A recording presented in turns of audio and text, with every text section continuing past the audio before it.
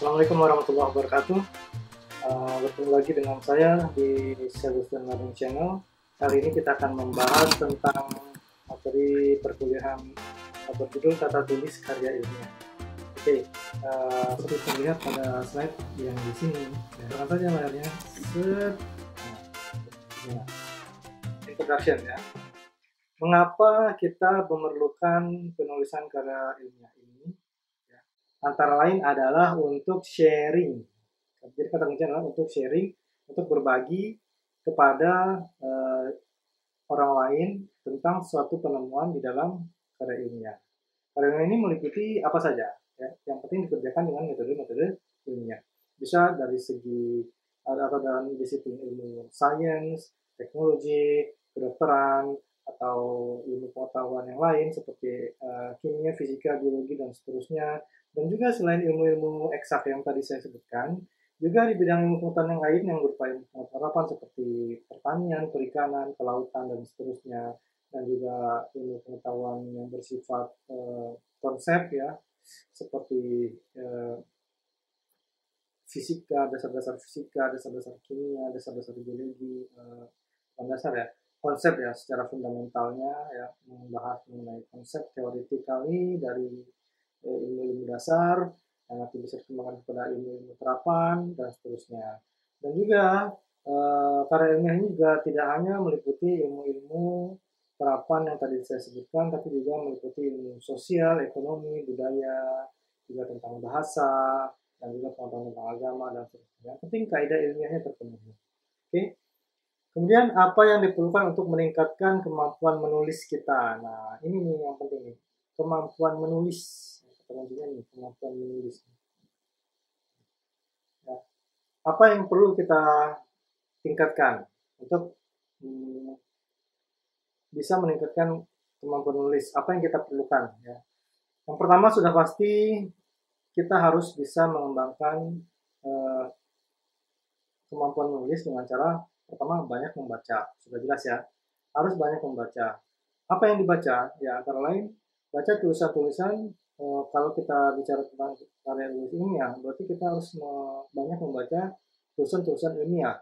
Bisa jadi dia adalah ilmiah yang sangat spesifik dalam bidang tertentu, atau ilmu pengetahuan populer yang ditulis untuk kalangan umum, ya itu juga bisa kita kategorikan kepada karya tulis ilmiah, disebut ilmiah populer. Kemudian apa lagi? Selain kita banyak membaca, kita juga perlu memperbanyak kosakata, ya, vocabulary. Jadi dosen saya yang sangat menginspirasi waktu saya ambil S2 di UI, Ibu Mirna Adriani, menyatakan dalam kuliahnya bahwa di luar negeri itu orang-orang menulis karya ilmiah banyak menggunakan buku thesaurus atau kamus thesaurus. Ya.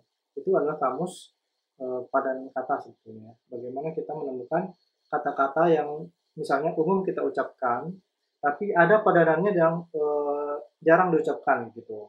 Misalnya kata apa ya? Kata ya ada banyak kata lah. Jadi ada padanan kata yang jarang diucapkan. Misalnya kata download itu kan kita sering ya karena kita terbiasa menggunakan bahasa asing ya. Dalam hal ini bahasa Inggris download. Nah, kalau kita menggunakan download dalam laporan teknologi informasi atau laporan ilmiah, penulisan bidang ilmu teknologi informasi, computer science atau teknik informatika, kita sering menemukan kata download di sana. Tapi sebetulnya dalam bahasa Indonesianya, kalau kita ikuti kaidah bahasa Indonesia itu download itu artinya adalah mengunduh gitu ya. Nah, kata unduh ini kan sebetulnya jarang dipakai ya kalau kita baca tulisan-tulisan mahasiswa misalnya. Mereka lebih senang menggunakan kata download daripada kata unduh. Nah, ini adalah salah satu contoh. Bagaimana kata unduh ini memiliki frekuensi yang lebih kecil kemunculannya dibanding dengan kata download. Jadi kelihatannya dia lebih spesifik atau lebih khas gitu ya. Nah, ini akan memperbanyak perbenaran kata kita. Ya, seperti apa lagi ya? Ya ada banyak lah. Jadi kalau kita buka kamus thesaurus itu, kita bisa tahu berbagai macam padanan kata atau persamaan kata, sehingga alih-alih menggunakan kata yang sering muncul, maka kita bisa menggunakan kata yang lebih spesifik atau lebih jarang muncul, sehingga orang cenderung ingin tahu Jadi ingin tahu dia ini, wah baru dengar nih kata ini nih, gitu. Misalnya seperti itu. Ya. Jadi selain kita dituntut untuk banyak membaca, kita juga perlu mengenal padanan-padanan kata yang tadi saya sebutkan. Contoh, kamus thesaurus ya, kita bisa buka di ya, kalau ada kamus thesaurus bahasa Indonesia, untuk penulisan ilmiah bahasa Indonesia, kita bisa ambil padanan kata dari kamus thesaurus bahasa Indonesia seperti ini. Ya. Thesaurus tematis bahasa Indonesia. Nah, ini salah satu contoh. Misalkan saya mau ambil kata, katakanlah misalnya apa ya, enaknya ya, kata teknik ya, atau cara gitu ya. Kita sering menyebut kata teknik, teknik, teknik gitu. Ternyata ada kata teknik yang lain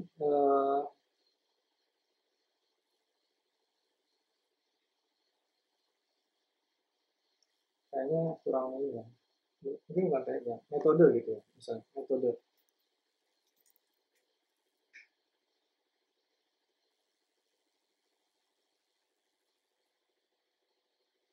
Nah ini kira-kira kamus thesaurus dari kata metode. Beberapa padanan kata di metode, tapi kelihatannya tidak terlalu ini ya, tidak terlalu berelasi ya. Coba saya buka thesaurus yang bahasa Inggris ya. Nah ini contoh ya, thesaurus.com. Nah, kita bisa buka dari sini. Nah iya, masukkan di sini kita bisa cari sinonimnya apa, lawannya apa, definisinya apa misalnya. Contohnya kita ingin membahas masalah teknologi misalnya. Teknologi ini kan umum ya. Kita mau bicara teknologi, mau bicara apa misalnya. Nah, nanti kita bisa mendapatkan kata otomasi misalnya, machinery. Jadi alih-alih menggunakan kata teknologi sering-sering, sedang kita menyebutkan uh, tidak terlalu ya.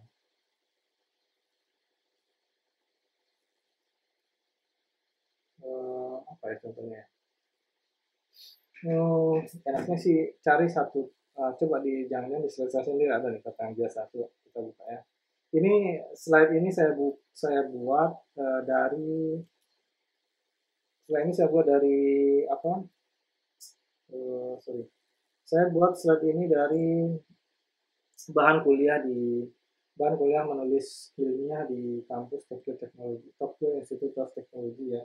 Jadi bahan kuliah yang terjadi ini saya coba sampaikan dalam bentuk bahasa Indonesia. Jadi mohon maaf kalau nanti ada terjemahan yang mungkin agak-agak janggal ya. Karena saya menerjemahkan secara langsung tidak menggunakan Google Translate. Oke. Nah, ini contoh kata persepsi ya. Ini udah umum, udah khusus kan persepsi. Persepsi umum. Kira-kira persepsi ini padanannya apa ya? Yang kalau kita gunakan dalam bahasa Indonesia misalnya. Ya, kata persepsi itu itu sudah lebih spesifik ya. Misalkan saya tadi mencari kata persepsi dalam kamus thesaurus.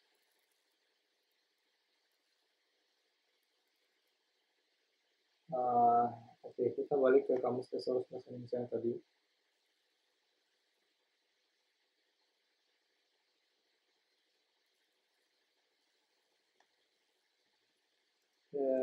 Persepsi misalnya. Oke, kita cari kata persepsi. Penginderaan, penglihatan, visi, visualisasi, wawasan. Nah, jadi orang mungkin sering menggunakan kata wawasan gitu ya, atau pikiran atau pandangan ya, atau anggapan gitu ya. Anggapan orang misalkan. Jadi alih-alih kita menggunakan kata anggapan, dengan memilih kata persepsi itu akan lebih apa ya? Nilai kalimat itu akan lebih naik gitu ya. Karena apa? Wah, ini kata-katanya udah lebih spesifik, lebih spesifik apa? Lebih jarang digunakan gitu. Mungkin orang menganggap atau orang kalau kita masukkan kata satu kalimat ya, mungkin kita menganggap ini kalimat ya, kalimat saya nih. Mungkin kita menganggap bahwa seseorang bisa menyebabkan bla bla bla gitu. Nah, kita bisa ganti kalimatnya. Mungkin banyak orang mempersepsikan, nah itu kan tadi menganggap yang mempersepsikan itu kan agak beda ya. Jadi level kalimat kita jadi naik gitu ya. Apa istilahnya? Makna yang kita miliki untuk bahasa kalimat yang tadi itu akan naik pamornya, atau bukan pamor, akan naik ke gengsi, apa ya enaknya yang pas. Jadi kalau kita menggunakan kata-kata yang tidak umum, nah kalau kata-kata yang kita gunakan tidak umum, maka tulisan kita itu akan kelihatan lebih berbobot. Nah itulah kira-kira seperti itulah ya yang bisa saya sampaikan. Oke, jadi dari kata persepsi saja ini udah kelihatan berbeda gitu ya. Jadi kalau kita biasa menggunakan kata anggapan misalnya, jadi anggapan umum atau khalayak bahwa penulisan ilmiah penting untuk keberlangsungan kehidupan riset. Ya, ini sebetulnya latar belakang ya. Latar belakang kenapa penulisan ilmiah itu penting adalah untuk keberlangsungan kehidupan riset ya. Nah, jadi berdasarkan apa? Persepsi atau anggapan. Oke, lanjut. Fungsi dari komunikasi tertulis, nah, writing, ya, writing, communication. Jadi kenapa kita menggunakan komunikasi tertulis? Jadi ini salah satunya. Komunikasi itu memainkan peranan yang mendasar. Komunikasi bisa verbal, bisa berbentuk tulisan, juga bisa berbentuk isyarat. Oke, ada tiga macam cara komunikasi. Nah, di sini kita bicara tentang komunikasi tulisan.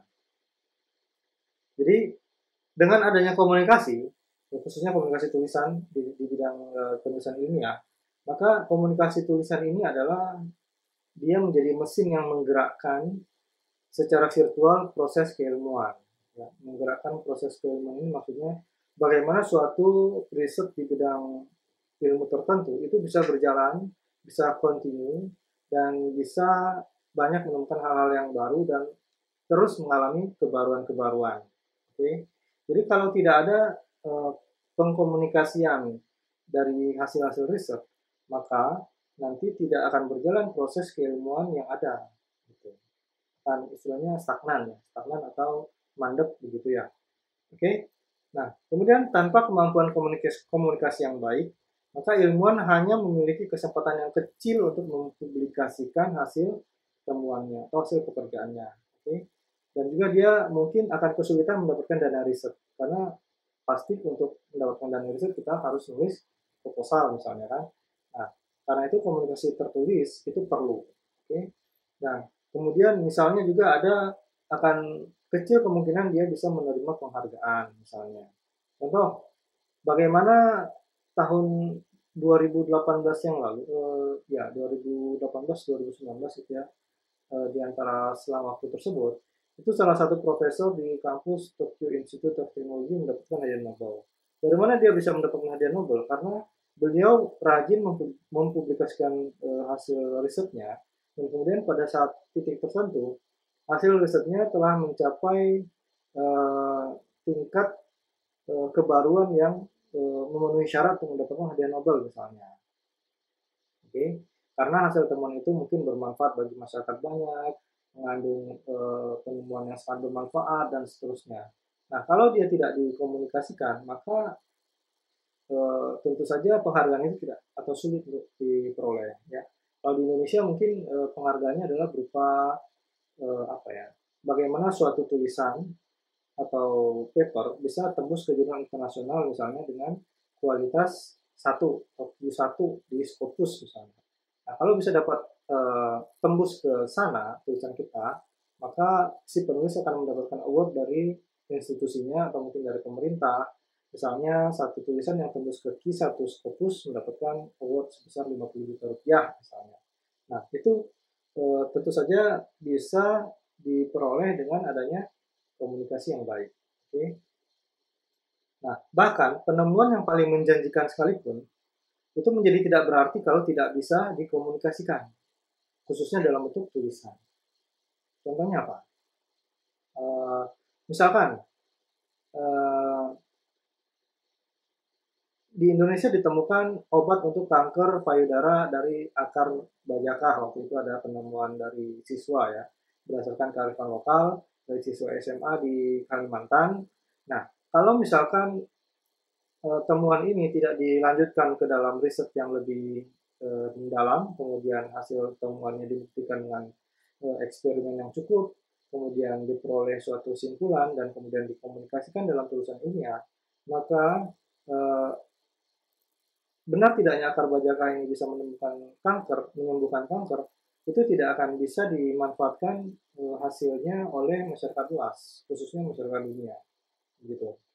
Nah, oleh karena itu, walaupun tadi kearifan lokal tadi ya hanya dipakai mungkin di kalangan masyarakat tradisional di Kalimantan untuk mengobati kanker payudara, tapi dengan adanya kemampuan membawa dia atau ditulis ke dalam tulisan ilmiah yang layak, maka mungkin eh, manfaat itu tidak hanya dirasakan oleh masyarakat lokal, mungkin nanti bisa dimanfaatkan oleh masyarakat Indonesia atau mungkin masyarakat dunia.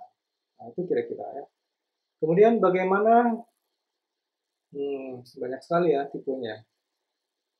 Komunikasi tertulis adalah kebutuhan ya. Nah, jadi komunikasi tertulis itu juga kebutuhan di samping komunikasi secara verbal seperti ini. Jadi komunikasi tertulis adalah kebutuhan bukan pilihan. Jadi kalau kita menyebut diri sebagai ilmuwan, termasuk Anda mahasiswa, Anda adalah calon ilmuwan atau calon sarjana, maka komunikasi tertulis adalah kebutuhan. Untuk bisa lulus Anda harus menulis, ya kan? Minimal menulis laporan skripsi atau laporan TA. Oke. Nah, namun ini masalahnya ya. Para ilmuwan banyak yang tidak terlatih secara formal dalam penulisan ilmiah dan kebanyakan mereka mengabaikannya. Kenapa?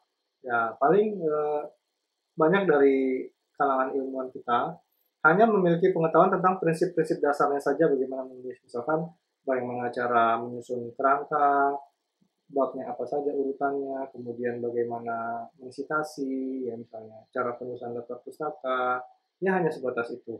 Tapi pemilihan kalimat mungkin tidak diperhatikan. Bagaimana sambung menyambung koherensi antar kalimat mungkin tidak diperhatikan ya. Sambung menyambung antar kalimat, kemudian antar paragraf ya, kemudian antar bab dan seterusnya. Itu juga penting.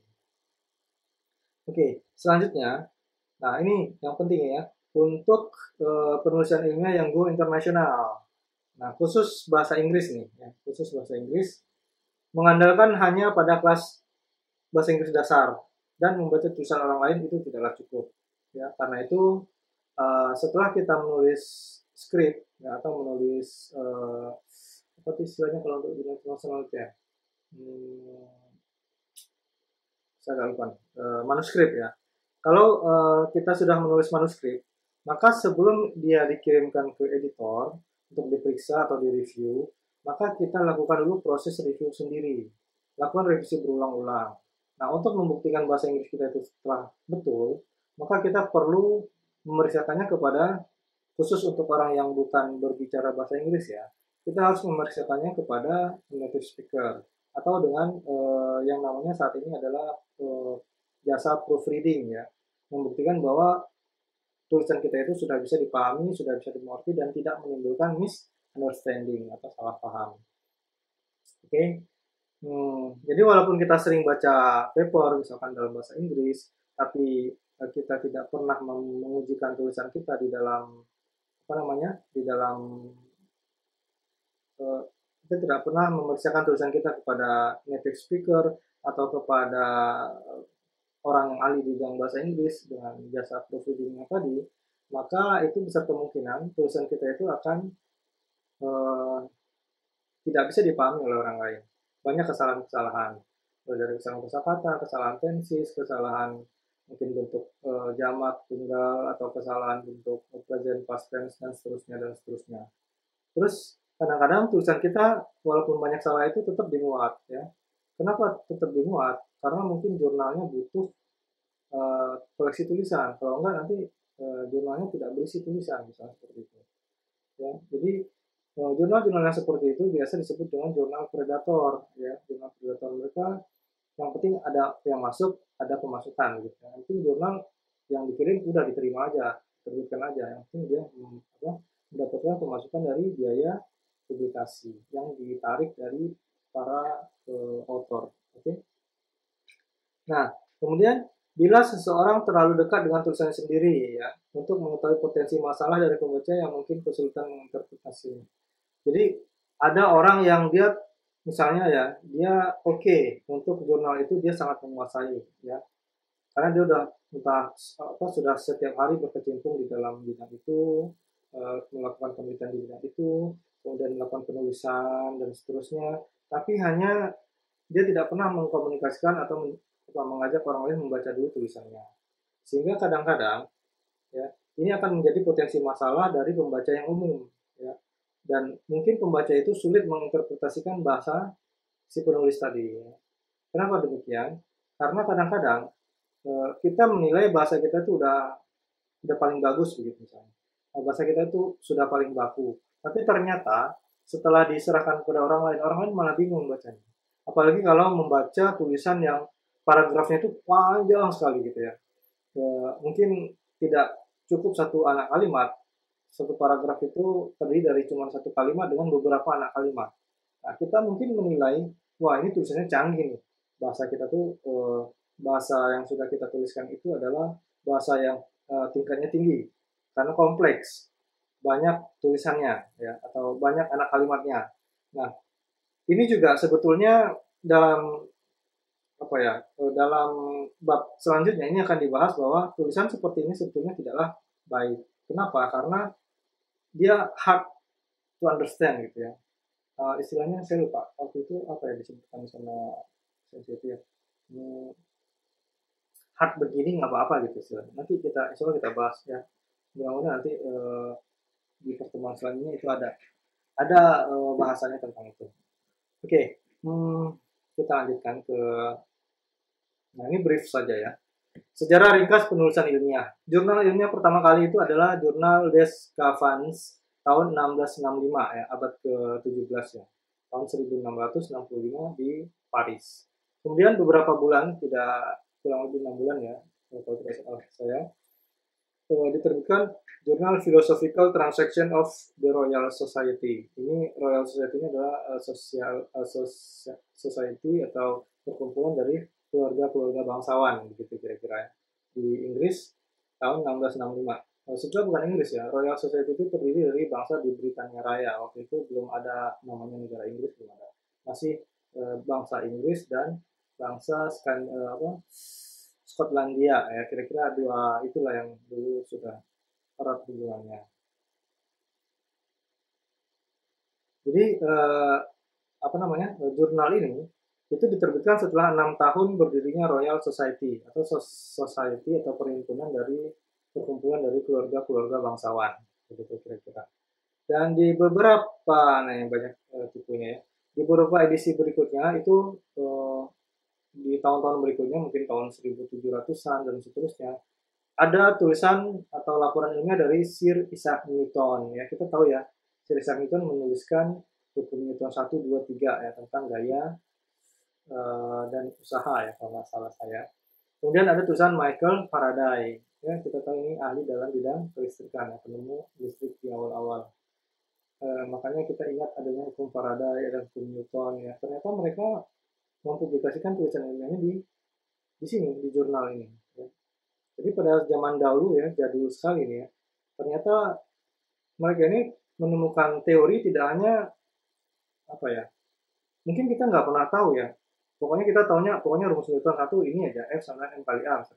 Rumus Newton 2 adalah ini misalnya, dan seterusnya. Nah, padahal ternyata tulisan mereka itu dipublikasikan dalam tulisan ilmiah. Saya juga baru tahu ya. Kemudian adalah Charles Darwin, ya. Kita tahu ya teori evolusinya Charles Darwin yang masih diperdebatkan ya antara orang beragama dan orang tidak beragama karena adanya missing link di sana. Oke. Nah, kalau ingin mengetahui lebih detail mengenai jurnal ini ya, jurnal pertama ini, silakan buka link yang saya sediakan di slide ini. Oke, kita lanjutkan. Baik, mengapa penulisan sains dan teknologi itu penting? Oke, ketika membaca tentang penemuan sains, kita dapat mengambil manfaat dari orang yang mengerjakannya atau orang yang melaporkan tulisan penemuan yang tadi, yang dia sendiri juga mendapatkan manfaat dari riset-riset sebelumnya yang tidak terhitung banyaknya dari orang-orang yang sudah meneliti sebelum dia. Contohnya apa? Kita hari ini menikmati jaringan internet yang cepat, misalkan dengan teknologi 4G, UMTS, ASDPA, dan seterusnya, UMTS, dan seterusnya.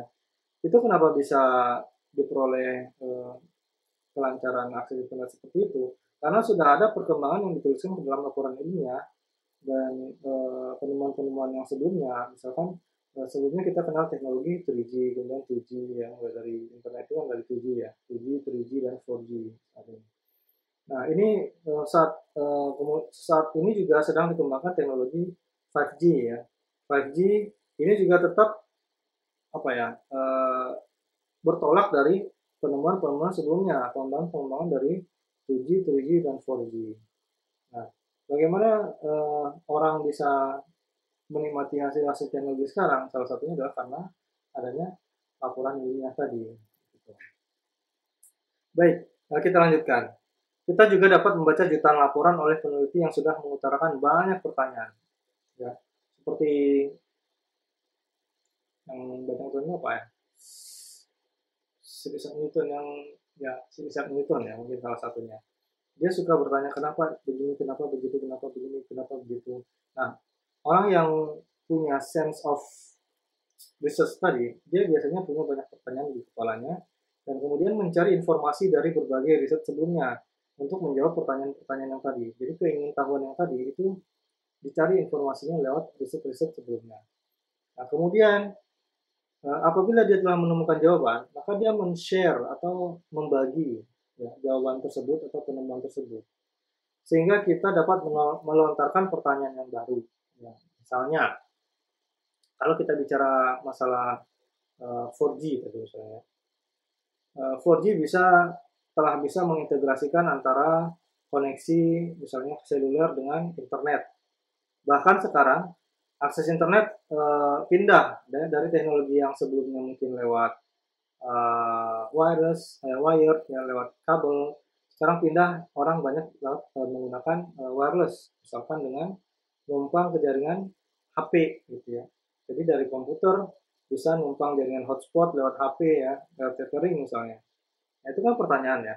Kalau zaman dulu kan enggak, ya zaman dulu kalau mau akses internet lewat mana? Tentu lewat kabel di kantor misalnya, atau di jaringan kampus, atau misalkan lewat jaringan telepon kabel, masukkan ke modem dan seterusnya. Jadi pertanyaan-pertanyaan itu kira-kira ya begitu. Jadi akhirnya yang tadinya komputer yang tadinya mungkin komunikasi uh, lewat seluler dominan untuk komunikasi visual, bukan, jangan dulu ada visual ya.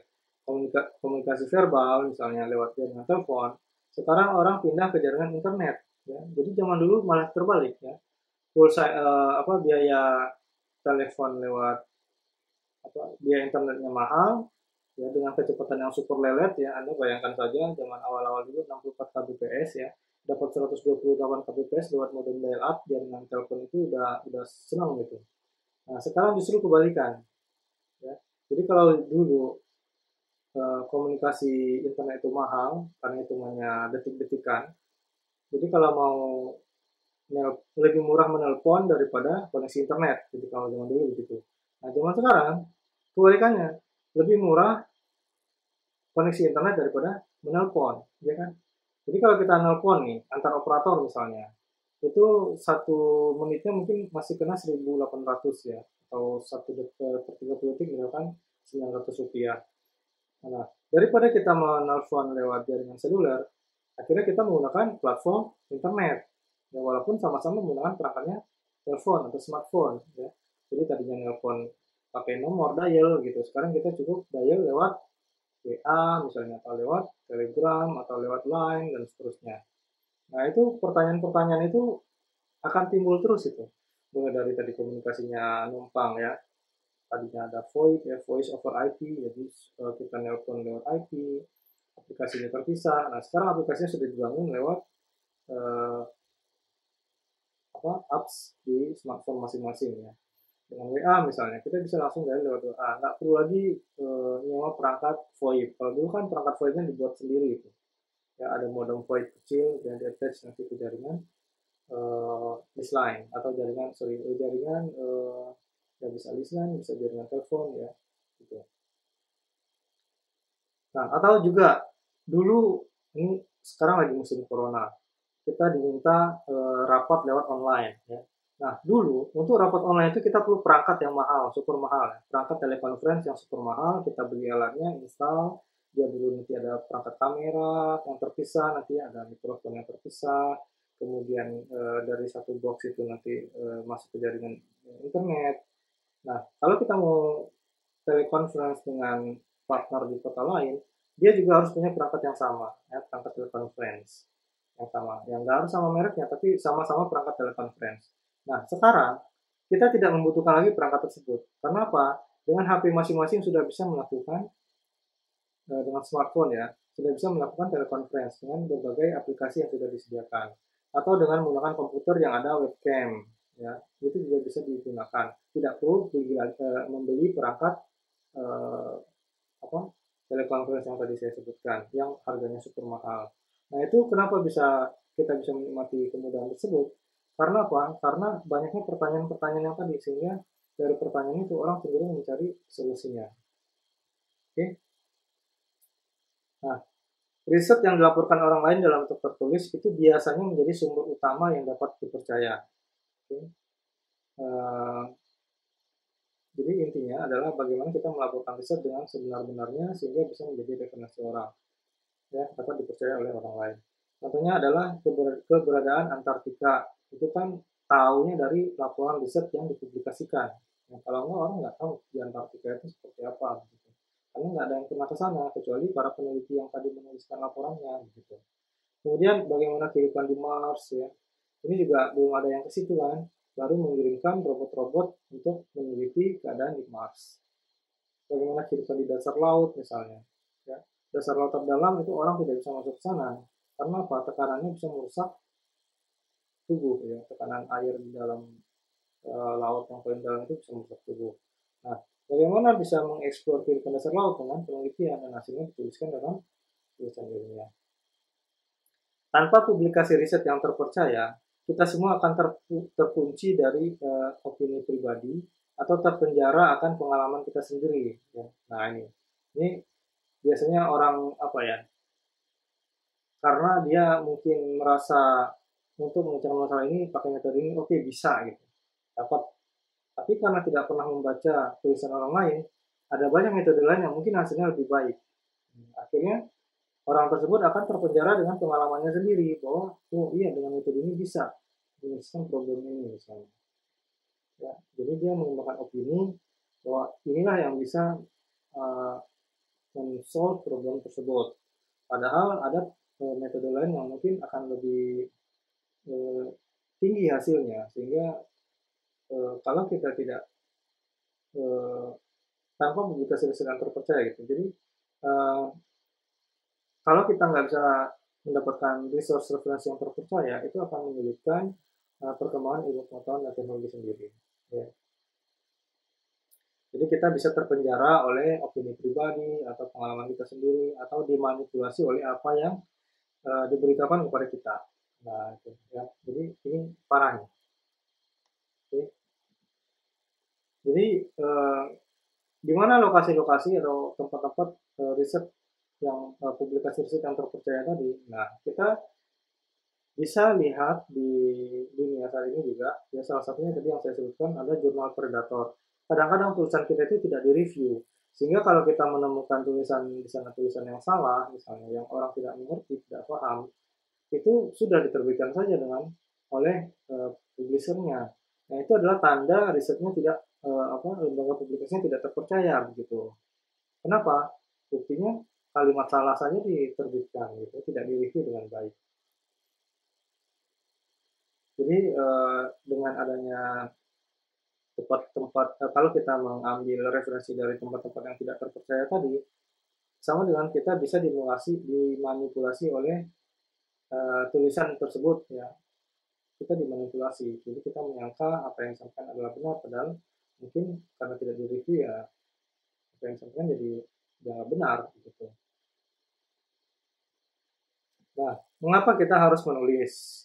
Dalam satu laporan riset, kita harus meninggalkan aturan bahwa biasanya mahasiswa atau siswa itu lebih bodoh, lebih sedikit pengetahuan dari gurunya.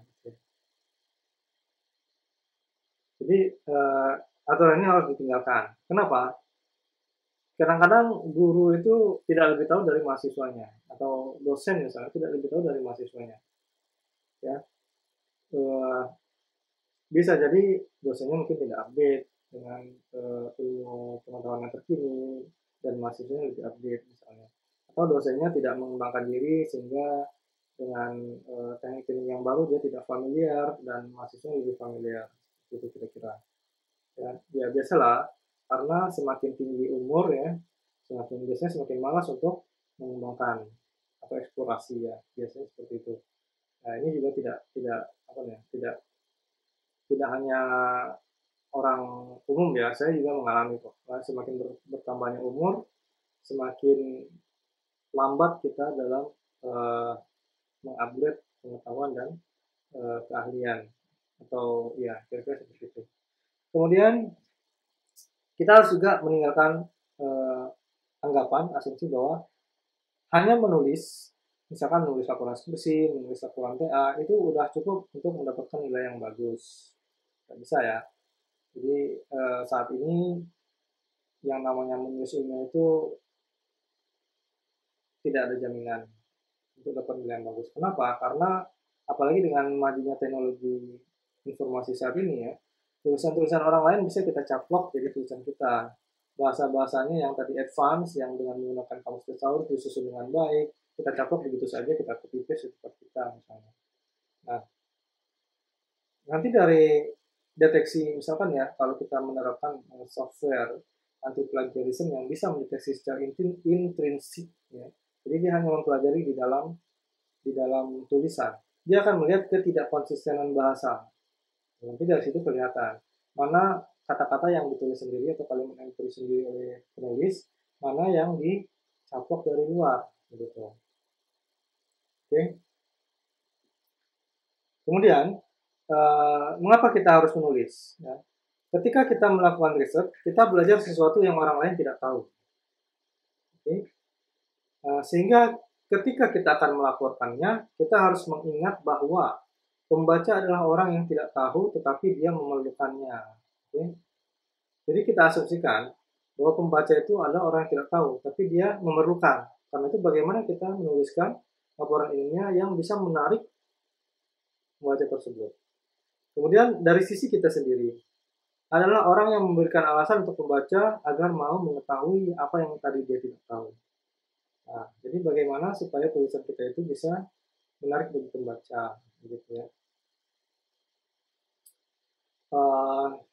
Jadi ini juga nanti akan apa istilahnya, akan menentukan apakah kita bisa membuat tulisan yang ketika dibaca itu akan menarik orang untuk membaca sampai habis. Gitu.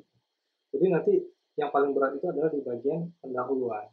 Karena begitu orang membaca pendahuluan dan dia tidak tertarik, sudah tulisan kita akan dibuang, masuk ke sampah atau dihapus dari komputer. Gitu. Oke. Jadi dari sisi kita, bagaimana kita bisa memberikan alasan yang tepat di bagian pendahuluan agar pembaca mau mengetahui fakta-fakta yang kita temukan ya ketika kita laporkan. Nah, masih ada beberapa slide lagi, semoga waktunya tidak terlalu panjang ya. Apa yang kita dapatkan dari menuliskan riset? Kita menulis bukan hanya untuk men-share pekerjaan kita, tapi juga untuk meningkatkannya sebelum kita melakukannya. Maksudnya apa nih? Jadi gini, kadang-kadang riset itu baru dalam tahap idea ya, baru tahap ide.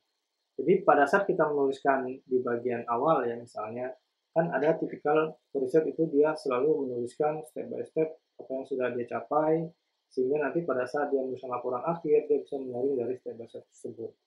Nah di sini tujuan kita menulis itu adalah salah satunya adalah itu ya, sebelum kita melakukan riset besarnya kita tulis step by step-nya tadi ya, apa saja yang sudah kita capai, opini-opini apa saja yang sudah kita pikirkan, atau ide-ide apa saja yang sudah kita pikirkan, atau hipotesa-hipotesa apa yang sudah kita pikirkan, itu kita tulis ya. Jadi bukan hanya pada saat pekerjaan selesai baru kita tuliskan laporannya, tapi step by step dari awal. Nah menulis itu salah satunya adalah untuk mengingat. Nah ini sudah saya merahkan ya, untuk mengingat. Apa yang diingat? Hanya sedikit orang yang punya talenta bisa mengingat dalam pikirannya informasi yang jumlahnya besar, yang masif. Justru kebanyakan orang itu akan lupa. Ya. Bahkan kita sendiri baru misalkan kita baca, kalau kita tidak tuliskan kembali itu kita lupa. Atau kita baru mendengarkan penjelasan dari seseorang atau dari dosen misalnya, kalau tidak kita tuliskan maka kita akan lupa. Nah, jadi eh, kenapa kita perlu menuliskan adalah salah satunya untuk mengingat. Dan ini juga yang penting ya. Kadang-kadang kalau tidak ditulis kita jadi salah ingat. Gitu. Jadi nanti oh ya rasanya tadi begini rasanya. Jadi kalau kata rasanya itu kemungkinan besar salah mengingatnya jadi besar gitu. Jadi kalau misalnya kita tidak tuliskan kata-kata rasanya tadi itu bisa muncul kalau kalau kita tadi mengungkapkan fakta-fakta yang ingin kita tuliskan di akhir laporan misalnya ya. Karena itu di awal, apalagi kalau kita melakukan penelitian yang panjang waktunya, jadi step by step itu kalau dituliskan di awal itu lebih baik. Jadi nanti pada saat tulisan akhir kita tidak mikir, oh ya rasanya dulu seperti ini ya, begitu. Ya. Kemudian menulis untuk memahami. Saat kita menyusun hasil riset dan mengatur kembali hasil riset tersebut dalam cara yang berbeda, kita dapat menemukan implikasi-implikasi baru, hubungan-hubungan yang baru, atau kompleksitas yang lain. Ya, jadi nanti tulisan itu tidak hanya untuk laporan saja, tapi kita pun bisa memahami apa yang sudah kita tulis. Ya, terutama pada saat kita menyusun ulang, ada misalkan beberapa fakta-fakta yang mendukung hipotesa ini kita susun, dan ternyata kita bisa menemukan dari beberapa fakta itu ada yang mempunyai hubungan atau mungkin ada yang tidak berhubungan, sehingga kita bisa mengorganisasikan kembali bagian tulisan kita sehingga kita bisa menemukan hubungan-hubungan yang baru misalkan, atau justru malah kita menemui kompleksitas dari permasalahan yang kita hadapi misalnya seperti itu. Nah, peneliti yang berhati-hati akan menulis dari pertama saat memulai proyek untuk membantu mereka menyusun informasi dalam cara yang baru. Nah, itu ya tadi. Jadi misalkan kita menuliskan ide kerangka di awal, dan kemudian sejalan dengan jalannya penelitian kita tuliskan apa yang sudah kita capai misalkan, atau uh, informasi yang kita dapatkan begitu ya.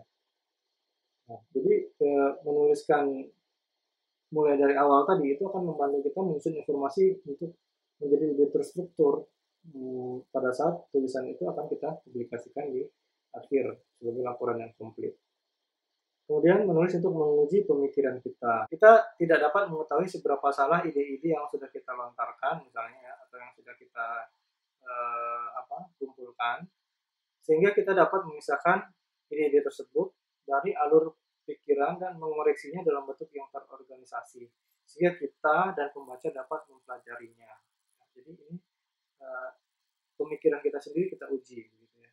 Nah, salah satunya adalah dengan menulis. Nanti kalau kita udah terbiasa melakukan riset, kita punya banyak ide dan kita tuliskan, nanti kita akan ketemu, wah ternyata yang ini nggak cocok untuk jadi bahan. Ini kayaknya cocoknya ditaruh di sini dan seterusnya. Oke. Mengapa harus menulis laporan formal? Laporan riset dengan cara yang diharapkan oleh pembaca adalah penting. Jadi orientasi kita adalah pembaca. Kita menulis bukan untuk diri sendiri, tapi untuk pembaca. Sehingga cara yang diharapkan pembaca itu jadi penting, bukan cara kita dari sisi kita, sudut pandang kita. Karena ketika kita menulis untuk orang lain, kita membutuhkan lebih dibandingkan untuk kita sendiri. Ya. Apa yang dibutuhkan lebih? Ya semuanya. Misalkan ya bahasanya lebih komplit, ya tidak dipotong-potong. Mungkin kalau kita menulis catatan untuk kita sendiri, itu kita ya dari segi tulisan mungkin kalimatnya udah SPOK-nya tidak kita perhatikan, tapi kita ngerti maksudnya apa begitu. Tapi kalau kita menulis untuk orang lain, nah kita harus memperhatikan hal-hal tersebut. Ya. Tadinya mungkin untuk catatan kita cukup satu baris kalimat, setelah kita tuliskan ke orang lain karena butuh penjelasan-penjelasan, malah yang satu kalimat itu bisa beranak pinak ya, jadi satu kalimat malah punya anaknya 4 begitu ya. Pernah lihat ya, satu paragraf satu kalimat pendek, kemudian anak kalimat, koma, anak kalimat lagi, koma, anak kalimat lagi, koma, banyak gitu ya. Nah itu salah satunya. Jadi jumlah tulisan pun akan berkembang dibanding kalau kita menulis untuk diri sendiri. Kemudian kita familiar terhadap ide-ide kita sendiri, sehingga kita butuh bantuan untuk melihatnya bukan dari bagaimana yang kita inginkan, tapi untuk bagaimana ide-ide itu sesungguhnya. Agak susah nih teman. Gini, kita familiar terhadap ide-ide kita sendiri, sehingga kita butuh bantuan untuk melihatnya bukan dari bagaimana yang kita inginkan, tapi bagaimana mereka itu sesungguhnya, bagaimana ide-ide itu sesungguhnya. Ya,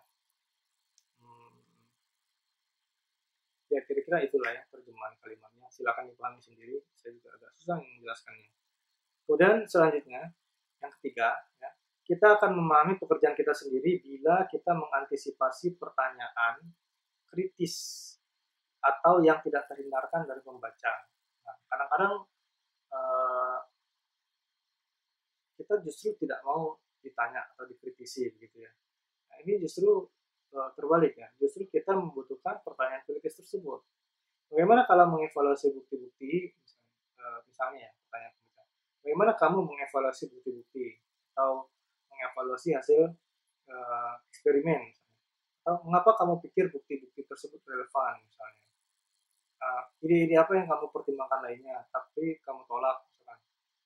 Misalkan kita tadi saya sebutkan ya, kita punya banyak ide atau banyak fakta pendukung, kemudian ada fakta pendukung yang akhirnya kita tolak atau kita buang dari tulisan. Nah, ini mungkin muncul lagi di pertanyaan pembaca, gitu. Karena mungkin pembacanya pernah berkecimpung di kasus yang sama misalnya. Nah, jadi tempatkan diri kita di posisi pembaca. Jadi kalau misalkan kita jadi pembaca, mungkin kita punya banyak pertanyaan. Kira-kira seperti itu ya. Kemudian bentuk tradisional yang diharapkan pembaca akan membantu penulis mempertanyakan pemikirannya dengan cara yang kompatibel dengan nilai-nilai dari komunitas-komunitas riset. Nah, bentuk tradisional yang diharapkan pembaca. Nah, ini maksudnya apa ya kira-kira? Biasanya penulisan ilmiah itu sudah ada pakemnya ya, sudah ada bentuk konvensionalnya. Nah, itu jadi dengan adanya bentuk tradisional yang dilakukan pembaca ini, itu bisa membantu penulis mempertanyakan pemikirannya dengan cara yang kompatibel dengan nilai-nilai dari komunitas-komunitas riset. Ya, itu silakan dipahami juga ya. Ini agak susah juga menjelaskannya. Terakhir adalah menggunakan bentuk yang standar. Kita akan dapat menjawab pertanyaan-pertanyaan yang bisa diprediksi dari komunitas dan memahami hal apa dan mengapa yang lebih dipedulikan anggotanya. Ya, itu silakan dipanggil juga karena waktunya sudah matang. Kemudian, identifikasi pembaca.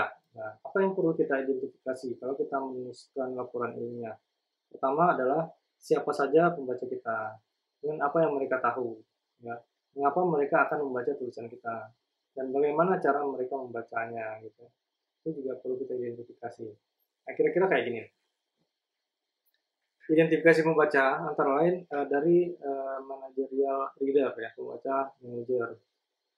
Mungkin yang paling penting ya, bagaimana kita bisa memuaskan kebutuhan pembaca yang kelasnya adalah manajer. Karena mereka yang menentukan kebijakan, misalnya mereka yang memberi dana ya, atau memberi penghargaan dan seterusnya. Kira-kira seperti itu ya. Kemudian ada non-specialist reader. Nah, ini yang paling sulit nih. Ya. Yang paling sulit menulis untuk kalangan ini. Karena apa? Karena mereka tahunya sedikit tentang topik. Mereka mungkin akan membaca sangat detail dari tulisan yang kita tulis tadi. Ya, sangat detail. Semuanya dibahas. Kenapa begini, kenapa begitu, dan seterusnya. Kemudian ada peer reader. Nah, ini adalah teman sejawat ya, yang memang berkecimpung di bidang yang sama. Ya. Jadi dengan kalau target pembacanya adalah peer reader, itu mungkin yang paling mudah karena kita sudah berbicara dalam bahasa yang sama. Ya. Misalkan menulis bidang kedokteran untuk pembaca-pembaca dokter atau mungkin perawat gitu dan seterusnya. Dan terakhir adalah mixed reader. Jadi kalau tulisan kita itu dibaca oleh semua kalangan. Ini sulit untuk berkompromi. Ya, misalkan yang membaca nanti ada class manager, ada non spesialis, ada expert, dan juga ada orang awam. Gitu kira-kira. Nah, ini udah sempat kita bahas di kelas. Penulisan itu ada beberapa macam ya, antara lain artistic writing versus technical writing. Jadi kita sebutkan ini technical writing atau penulisan ilmiah ya, scientific writing. Ya. Kita boleh gantilah jadi scientific writing, science and technology. Nah, kalau artistik itu ada dua. Pertama ada novel dan drama, kemudian ada puisi. Ya. Tujuannya, nah, kalau novel atau drama dia menceritakan suatu cerita atau suatu kisah. Kemudian kalau poetry atau puisi, dia menceritakan insight atau personal view atau perasaan pribadi dari penulisnya. Sains dan teknologi tujuannya adalah menginform ya, atau mempersuade atau membujuk ya, mempersuasi. Kemudian subjek ya. Kalau novel atau drama ya biasanya tentang manusia ya, tentang kehidupan orang-orang, tentang masalah orang-orang. Ya. Karena itu banyak cerita-cerita novel yang diangkat jadi film. Sebenarnya seputar masalah orang. Puisi menceritakan tentang ide-ide atau perasaan-perasaan. Kalau sains, subjeknya adalah fakta-fakta, teori-teori dan pengembangan-pengembangan. Nah, kira-kira itu perbedaan antara scientific dan artistic writing. Kemudian stylenya atau gaya penulisan. Ya. Ini menunda atau menahan informasi ya kalau novel ya. Karena itu kita kalau baca novel biasanya kan penasaran. Habis bab 1 ini apalagi nih lanjutannya nih. Nah, kita akhirnya baca bab 2. Nanti di ujung bab 2 ada pertanyaan yang menggantung lagi. Akhirnya kita penasaran baca bab 3 dan seterusnya. Sampai nanti satu buku novel itu tamat. Ya, jadi style penulisannya seperti itu. Kalau puisi, stylenya adalah alusif, indirect, ya, ambigu, ya, banyak metafornya. Ini hanya penikmat bahasa yang bisa menikmati tulisan untuk puisi. Kalau orang awam biasanya tidak bisa memahami keindahan puisi. Sedangkan kalau sains dan teknologi ya atau scientific itu biasanya style penulisannya adalah direct langsung. Tidak ada makna-makna terselubung, itu tidak ada. Terus objektif dan spesifik. Justru kalau tulisan scientific writing itu banyak bahasa-bahasa yang menimbulkan tanda tanya atau menahan-nahan informasi, orang jadi malas bacanya. Ya, dia nggak bisa disamain dengan novel. Strukturnya ya kira-kira kayak inilah ya, cara penulisannya. Ya. Kalau saya puisi ya itu berputar-putar ya. Contoh apa? Pantun misalnya. Pantun untuk mencapai kepada inti yang mau disampaikan, kita berputar-putar dulu ya. Itu istilahnya apa ya? Ada sisipan apa? Saya lupa. 2 bait pertama itu disebut apa gitu, 2 bait kedua baru isi gitu ya. Sampiran ya. 2 bait pertama itu sampiran, 2 bait kedua itu namanya isi. Jadi dia putar-putar dulu, nanti baru isinya. Misalnya apa? Pohon kelapa buahnya banyak misalnya gitu ya. Untuk dimakan untuk diminum di bulan puasa misalnya. Kenapa adik tidak tidur nyenyak? Apa karena abang belum bla bla bla gitu. Jadi intinya itu kan yang 2 bait terakhir itu misalnya. Ya, itulah kira-kira. Kemudian kalau scientific, nah ini bentuknya kayak piramida ya. Jadi ada apa ya? Ini saya juga agak bingung menjelaskannya. Mungkin ada banyak hal atau banyak teori yang bisa mendasari suatu metode, kemudian dilakukan eksperimen sampai kepada hasil kesimpulannya itu ujungnya. Jadi tujuan penulisan kita itu tercapai, tapi metodenya bisa banyak, cara pengembangan tulisannya bisa banyak. Mungkin itu ya maksudnya. Kemudian menulis efisien untuk sains dan teknologi. Ya, pertama untuk memberi informasi. Jadi tulisan saintifik itu adalah untuk memberi informasi, sifatnya informatif. Ya. Kemudian untuk meyakinkan atau memujuk atau persuasif. Nah, ini penjelasannya nih. Jadi kalau untuk memberikan informasi, kita harus menuliskannya dalam gaya yang mengkomunikasikan informasi sebanyak-banyaknya, tapi dalam waktu membaca yang sependek-pendeknya. Nah, itu intinya. Jangan sampai kita memberikan informasi tapi TTB-nya banyak gitu, sehingga untuk mendapatkan secuil informasi, orang harus membaca sekian menit misalnya, atau sekian jam gitu ya. Jadi itu tidak tepat. Jadi bagaimana informasi diberikan sebanyak-banyaknya, tapi waktu bacanya sependek-pendeknya. Gitu kira-kira. Kemudian untuk membujuk, kita menulis dalam gaya yang menampilkan argumen-argumen secara logis dalam tata cara yang sangat meyakinkan. Nah, karena kalau tidak meyakinkan, bagaimana kita bisa membujuk orang? Bagaimana kita bisa mempersuasif orang, begitu ya, kira-kira tujuan. Nah, bagaimana caranya? Kayaknya ini slide terakhir nih. Ya, buat setiap poin tidak ambigu. Kemudian tampilkan ide dengan jelas dan logis. Bijak dalam menangani detail ya. Detail juga nggak harus disampaikan menjelimet gitu ya, tapi yang penting-penting tapi detail. Informasinya harus detail. Informasi-informasi yang umum tidak perlu disampaikan, yang umum diketahui ya tidak perlu disampaikan. Jadi detail-detail yang spesifik yang disampaikan. Kemudian urutkan dari yang tidak relevan sampai yang esensial. Jadi fakta-fakta itu diurutkan dari yang tidak relevan sampai yang esensial. Jadi yang paling penting itu justru harus di ujung gitu ya. Kemudian lakukan revisi-revisi yang sistematik untuk memenuhi tujuan. Nah, contohnya revisi terhadap fakta-fakta yang tadi. Yang tidak relevan, mana yang tidak ada sangkut pautnya dengan penelitian, misalnya dibuang. Jadi nanti jumlah fakta kita nanti akan mengerucut kecil, sehingga orang tidak terbuang waktunya membaca tulisan kita. Nah, saya kira demikian untuk pertemuan kali ini. Nanti kita akan lanjutkan insya Allah dalam materi selanjutnya. Bagaimana cara pemilihan kata, misalnya bagaimana cara menyampaikan fakta, dan seterusnya. Ya, bagaimana cara menyambungkan kalimat, dan seterusnya. Nah, nanti juga ke depan akan ada juga bagaimana cara mencuplik dan mengambil referensi dari sumber-sumber penelitian yang lain atau laporan ilmiah yang lain, dan seterusnya. Baik, saya kira demikian. Sampai ketemu lagi di sesi pertemuan selanjutnya. Saya ucapkan terima kasih sudah menonton video ini. Mohon maaf apabila ada yang kurang berkenan dan juga mungkin ada penyampaian yang kurang tepat. Dan saya akhiri. Wassalamualaikum warahmatullahi wabarakatuh.